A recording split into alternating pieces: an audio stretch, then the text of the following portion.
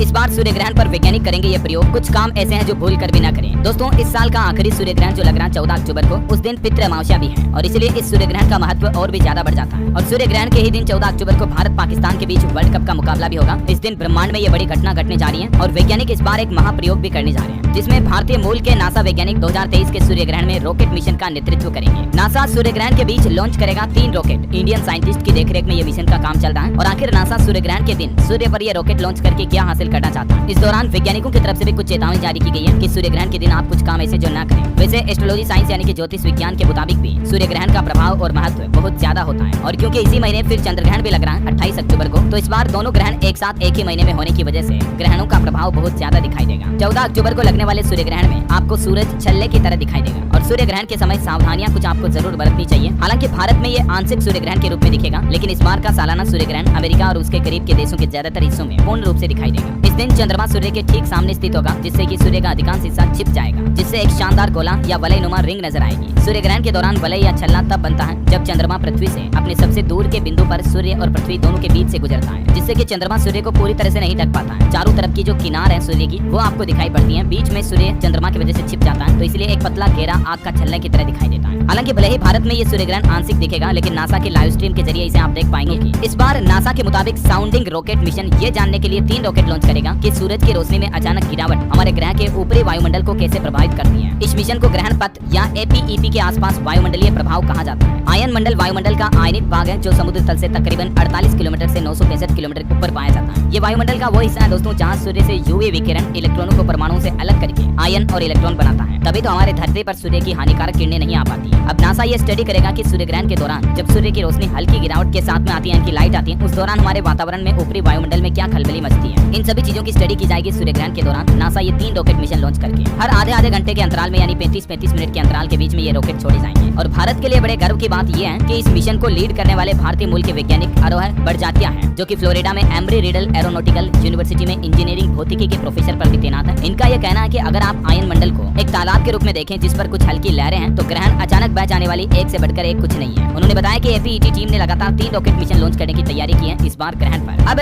वैज्ञानिकों की तरफ से भी कुछ ऐसी सावधानी भरी चेतावनी आ रही है और कुछ एस्ट्रोलॉजी साइंस यानी ज्योतिष विज्ञान के मुताबिक भी ग्रहण के दौरान आपको कुछ काम ऐसे जो भूल कर भी नहीं करने हैं। सबसे पहले हमारे धर्म ग्रंथों के महत्व के हिसाब से देखा जाए दोस्तों, तो क्योंकि ये सूर्य ग्रहण सर्व पितृ अमावस्या के दिन लग रहा है और इसलिए इस दिन तामसिक चीजों से परहेज करें, यानी मांस, मदिरा, नशा पता वगैरह का सेवन ना करें। इस दिन अगर आपके दरवाजे पर कोई गरीब, ब्राह्मण, शूद्र, भिखारी कटोरा या झोला लेकर आता है, तो कुछ मांगने पर आप जरूर उसे कुछ न कुछ दें। खाली हाथ उन्हें ना जाने दें। ग्रहण के दौरान स्पेशल ध्यान रखें किसी का दिल ना दुखाएं, ना ही किसी का अपमान करें और ना ही किसी पर गुस्सा करें, लड़ाई झगड़ा ना करें। सूर्य ग्रहण लगने के दौरान किसी भी तरह की पूजा अर्चना भी नहीं की जाती है। हाँ, भगवान के मंत्रों का आप जरूर जाप कर सकते हैं, क्योंकि मंत्रोच्चारण से पॉजिटिव एनर्जी खुलती है। इस दिन ना तुलसी को छुएं, ना ही उनकी पूजा करें और तुलसी के पत्ते भी ना तोड़ें। हालांकि इस बात का ध्यान रखें, आप ग्रहण से एक दिन पहले ही अपने खाने पीने की चीजों में तुलसी का पत्ता जरूर डाल दें, ताकि ग्रहण के प्रभाव से खाने पीने की चीजें दूषित ना हो। जैसे आपके घर में पानी की टंकी, रसोई में आटे वगैरह में तुलसी का पत्ता जरूर डाल दें। ग्रहण काल के दौरान ना ही आपको भोजन पकाना है, ना ही खाना खाना है। वैज्ञानिक दृष्टिकोण से ग्रहण काल के दौरान कुछ काम जो वर्जित होते हैं, उसमें दोस्तों ग्रहण को आप अपनी नंगी आंखों से ना देखें, क्योंकि ऐसा भी माना जाता है कि ग्रहण काल के दौरान हानिकारक किरणें आपकी आंखों को नुकसान पहुंचा सकती हैं। और जो गर्भवती माताएं बहनें हैं स्पेशली वो इस बात का ध्यान रखें, ग्रहण काल के दौरान घर से बाहर बिल्कुल भी ना निकलें, क्योंकि सूर्य ग्रहण की हानिकारक किरणें गर्भ में पल रहे शिशु को भी नुकसान पहुंचा सकती हैं। और बाकी कुछ राशियां ऐसी हैं एस्ट्रोलॉजी के मुताबिक जिन राशियों को सावधान रहने की जरूरत है, और कुछ राशियां ऐसी हैं जिन पर धन की खूब कृपा दृष्टि बरसने वाली है सूर्यदेव की कृपा।